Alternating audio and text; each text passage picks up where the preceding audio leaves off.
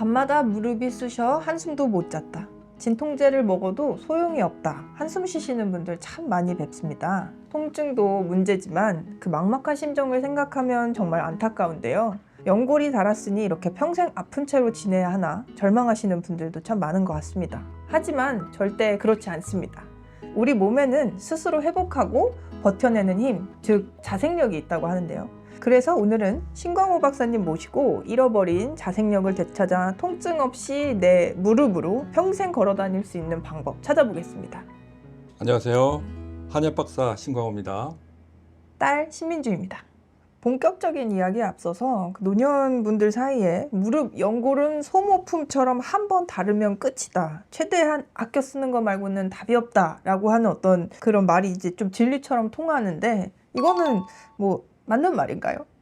예, 결론부터 말씀드리면은 틀린 말이죠. 그러니까 무릎이라는 것이 한 번 다르면 끝이다. 이게 절대 그렇지 않아요. 무릎도 다시 재생될 수도 있는 겁니다. 중요한 건 뭐냐면 안 쓰면은 오히려 퇴화가 빨라지죠. 그러니까 보호하고 안 쓰면은 점점 못 걷게 되는 겁니다.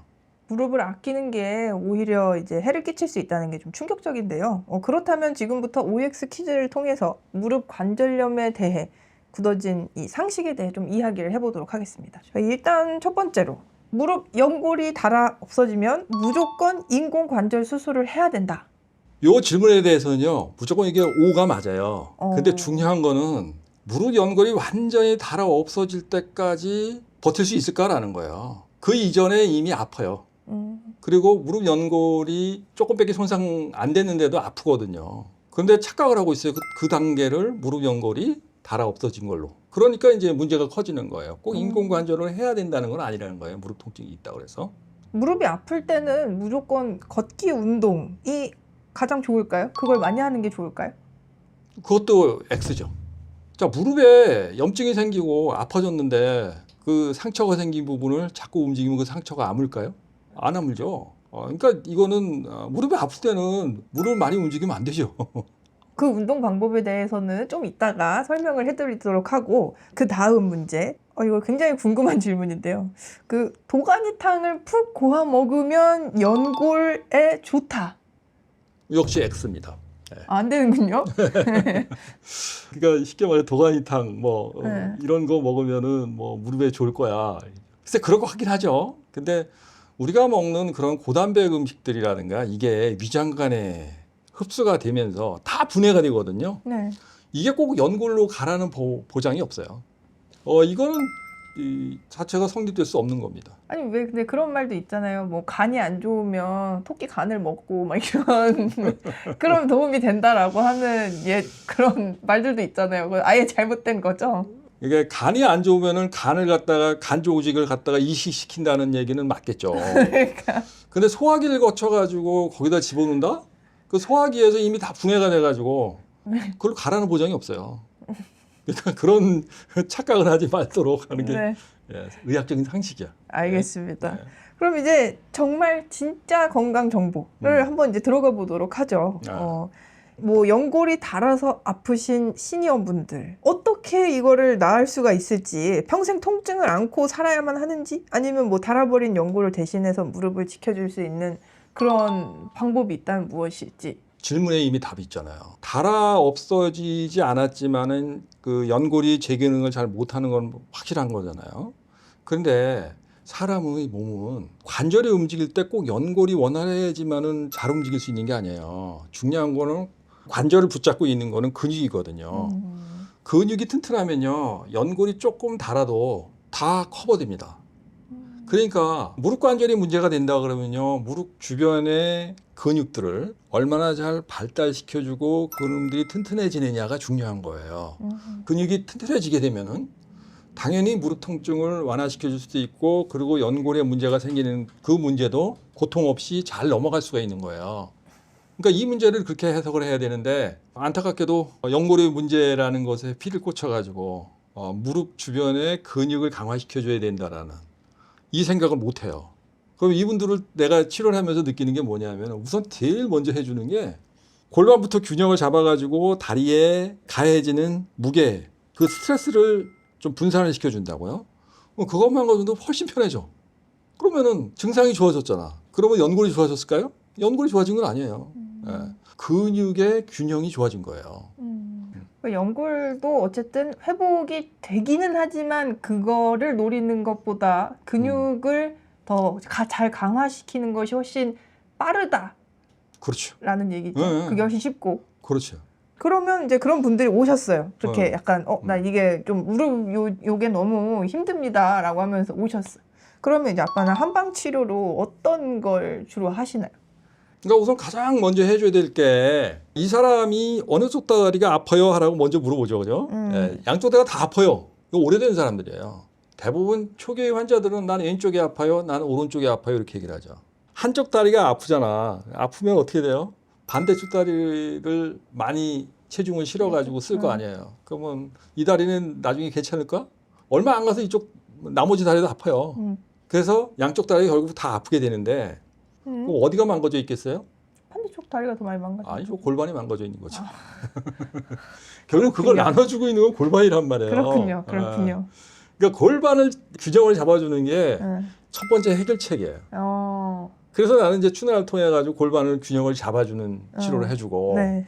그리고 허리 위에서부터 무릎을 구성하고 있는 근육이 균형 있게 제대로 순환이 잘 되고 있느냐 이걸 관점을 봐야 되겠죠. 대부분 무릎 관절이 부어 있거나 그렇게 될 경우에는 허벅지 근육이라는 게 이게 살이 빠져요.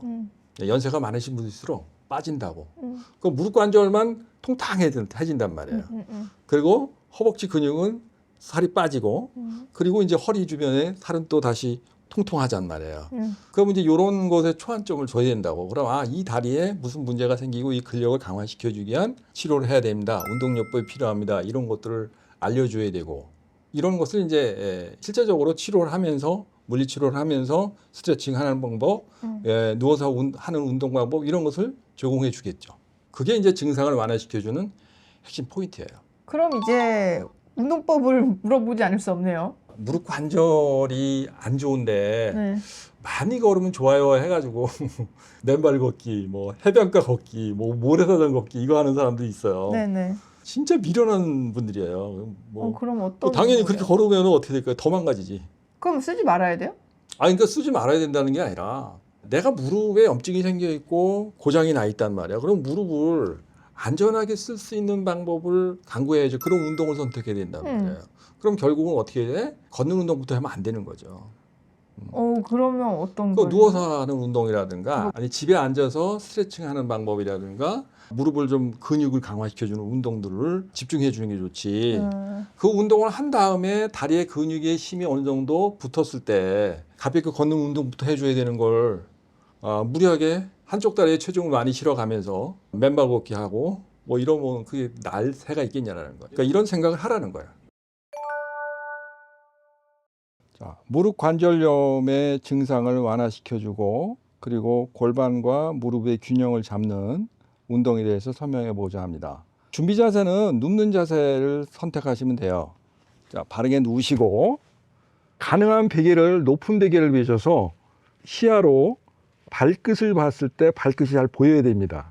보인 상태에서 무릎을 벌려서 오므려주는 운동을 하는 겁니다. 이렇게 이 운동을 하는 목적은 이렇게 움직여주는 것은 주 근육을 이 골반에 있는 근육의 균형을 잡는 운동이라고 보시면 돼요. 중요한 포인트는 뭐냐? 발끝의 움직임을 눈으로 확인하면서 하시는 게 좋아요. 그래서 발끝이 좌우 대칭으로 움직이셔야 되는데 대부분 무릎 관절에 문제가 있으신 분들은 어떤 문제가 있느냐? 관절에 문제가 있는 부분에 움직임이 둔해져 있어요. 그래서 발이 벌어지는 각도가 좌우가 달라져요. 대체적으로 많이 벌어지는 쪽에 관절이 약해져 있다고 보시면 됩니다. 그래서 무릎을 움직일 때 보면 한쪽이 많이 이렇게 벌어지고 한쪽이 덜 벌어지는 이런 일들이 벌어져요. 이렇게 벌어지는 경우에 지금 오른쪽 무릎에 문제가 생겨 있는 경우가 많습니다. 그래서 이것을 이렇게 운동을 하게 되면 의미가 없어져요. 이거를 항상 운동을 할 때 대칭으로 운동한다. 즉 우측의 다리가 벌어지는 것만큼 좌측도 의도적으로 벌리는 이런 운동 방법을 선택하시는 게 좋아요. 이 대칭의 운동을 눈으로 확인해 가면서 빨리 하지 마시고 천천히 운동을 하시는 걸 권고드립니다. 그래서 숫자를 쉬어가는데 처음 시도할 때는요 30회 정도가 적당합니다. 움직임에 큰 문제가 없으신 분들은 50회를 연속 동작으로 하셔도 돼요. 하나, 둘, 셋, 넷, 다섯, 여섯 요 정도의 속도로 해나가면서 마음속으로 숫자를 쉬어갑니다. 30회를 다 하게 되면은 이 하지오동법을 다 하게 되죠. 이렇게 됐을 때 고관절 주변의 근육이 뻣뻣해진다든가 무릎 관절의 주변이 뻣뻣해지는 현상들을 느끼는 분들이 많습니다. 그 정도의 운동이 되는구나 이렇게 생각하시면 돼요. 근데 이 동작으로 마무리를 하기에는 미흡한 점이 있을 텐데 요걸 이제 보완하기 위해 가지고 하나의 운동을 더 가르쳐 줍니다. 이것은 뭐냐면 둔고법. 다시 말해서 엉덩이 근육을 엉덩이의 골반 부위를 바닥에 두들겨서 그래서 충격을 주는 거죠. 그렇게 충격을 주면서 골반의 불균형을 교정해 주는 운동이면서 다리, 무릎과의 관절의 유연성 그리고 혈액순환을 도와주는 운동이 병행되게 되겠습니다. 그래서 이것을 엉덩이를 바닥에 튀기는 운동으로 이렇게 연속 동작으로 숫자를 쉬어가면서 하는 겁니다. 이거 역시 30회 하는 것을 1회라고 보시면 돼요. 그래서 다리를 하지오동법 30회 그리고 둔고법 30회 이렇게 하는 것을 원세트. 이 원세트를 하는 것을 초기에 할 때는 보통 한 1, 2주간은 요 정도 이상의 욕심을 내지 마시길 권고드립니다. 왜 그러냐 하면은 이 운동을 2세트, 3세트 이렇게 많이 하다 보면은 고관절 주변의 근육과 무릎 주변의 근육들이 피로해지고 그리고 이게 이제 알이 배는 현상들이 유발돼요. 그렇게 되면은 움직일 때 통증을 유발시킬 수가 있기 때문에 충분히 1, 2주간은 이 워밍업을 위해서 1세트 정도로만 만족을 하시고 그다음에 이제 2주 정도 지나게 되면 이 근육이 좀 단련이 웬만큼 됐다 싶었을 때 2세트, 3세트 이렇게 숫자를 늘려가면서 하시는 게 도움이 됩니다. 그래서 어느 정도의 다리에 힘이 생겼다. 근육이 좀 어느 정도 힘이 생기고 걷는데 무리가 없을 때 비로소 앉아서 하는 운동 또 서서 하는 운동 이런 것을 병행하는 것이 효과적인 운동 치료 방법이라고 할 수 있습니다. 네, 그러면 뭐 한의원 치료와 병행해서 이런 뭐 운동도 하고 뭐 이런 다 좋지만 이제 거기에 뭐 식단도 혹시 도움이 되는 게 있을 수 있을까요? 근력을 강화시켜주기 위한 식단들이 있겠죠. 네. 알아야 될 것이 이 무릎 관절은 단백질이 많이 필요하다라는 걸 알아야 돼요. 그래서 우리가 고단백 음식이라든가 이런 걸 섭취해 볼 필요성이 있어요. 근데 문제는 뭐냐 하면은 사골 뭐 이런 거 끓여서 먹는 걸 가지고 어떻게 해결해 보려고 하는 생각은 좀 그만하는 거예요. 그거보다는 일반적으로 상어 연골 이런 것들이 원래 건강식품에 나오잖아요. 그 콘드로이친이라고. 근데 그게 상어 연골에만 많을까라는 거예요. 상어 연골에만 많은 게 아니야. 미꾸라지에도 많아. 뱀장어와 같이 이렇게 유연한 이런 식재료에는요, 이 풍부하게 들어있다고. 그럼 그런 걸 대체할 수 있고 그런 음식을 통해 가지고선도 충분히 이게 영양 공급도 돼줄 수 있고 근력도 강화시킬 수 있고 그 연골에 보충이 되는 성분들도 많이 들어갈 수 있단 말이에요. 그리고 이제 뭐 게라든가 새우 같은 이쪽에서는 키토산 성분들 같은 경우라든가 이런 음식들 식단을 선택해 보는 것도 괜찮고 그래서 그런 쪽에서 챙겨 먹으면 아무래도 이 관절에 도움이 되겠죠. 근데 이제 주의할 점이 있어요. 과거에서부터의 그 생각들인데 우리 약 중에서 호랑이 호경골이라는 약을 쓰는 방법이 있다고. 근데 호경골이 호랑이 뼈야. 네. 왜? 그 호랑이의 관절이 엄청 튼튼하기 때문에 그렇다라는 얘기예요. 그런데 그거 구할 수 없으니까 고양이를 활용하는 그런 참혹한 방법을 정말 20, 30년 전에 했던 예들이 있어요. 근데 이런 것들과 선택은 상당히 좀 문제가 있다. 왜 그러냐면 사골 끓여 먹는 거와 비슷한 거예요. 큰 의미가 없어. 어차피 네. 이제 그런 것들은 좀 생각을 삼가하는 게 좋지 않느냐 이렇게. 네. 그럼 이제 오늘 지긋지긋한 무릎 통증에서 벗어나고 싶은 시청자분들이 딱 이것만 기억하면 확실히 나아질 수 있을 것이다 하는 거 3가지만 요약해 주실 수 있으실까요?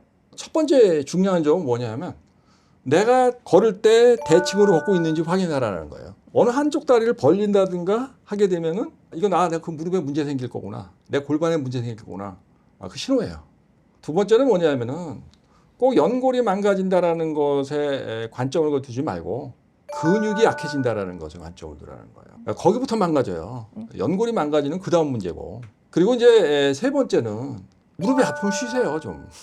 자꾸 무릎이 약해졌으니까 이거 용불용설이라 해서 많이 쓰면은 개선되겠지. 아니 휴식을 충분히 취해야지. 무릎이 쉬고 그래서 다시 재충전돼 가지고 그 다음에 더 많은 운동을 할 수 있는 거지.